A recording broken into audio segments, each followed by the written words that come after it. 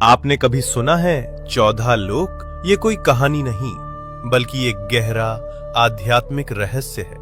हमारे ब्रह्मांड में कुल 14 लोक माने गए हैं, 7 ऊपर और 7 नीचे। ऊपर के 7 लोक, इन लोकों में आत्मा ऊंचाई की ओर बढ़ती है, ज्ञान, शांति और मोक्ष की दिशा में। भूलोक, ये वो लोक है जहां हम सभी मनुष्य रहते हैं।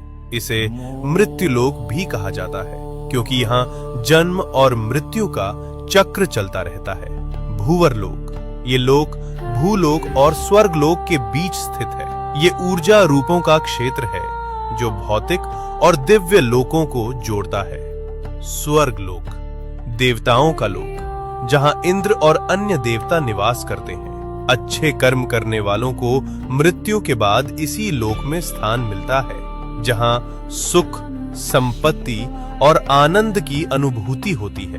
महरलोक, ये दिव्य ऋषियों, तपस्वियों और महान आत्माओं का निवास स्थान है, जहां वशिष्ठ और विश्वामित्र जैसे महान ऋषि तपस्या करते हैं। जनलोक, इस लोक में वे आत्माएं निवास करती हैं जिन्होंने ज्ञान और ध्यान में परम सिद्धि प्राप्त की होती है।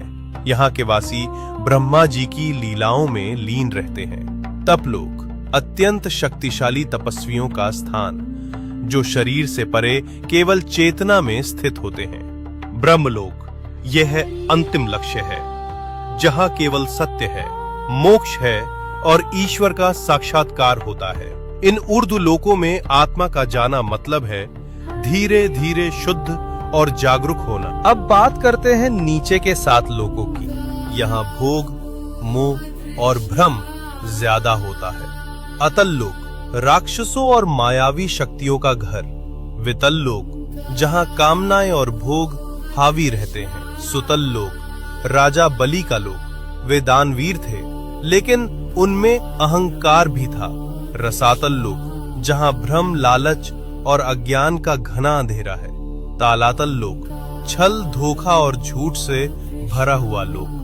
महातल लोक, जहां अंधकार और अहंकार का बोलबाला है। पाताल लोक, सबसे नीचे का लोक, तामसिक ऊर्जा और इच्छाओं का केंद्र। लेकिन इन सब का मतलब सिर्फ बाहरी दुनिया नहीं है। ये 7 लोक हमारे भीतर की नकारात्मक सोच और कमजोरियों का प्रतीक हैं।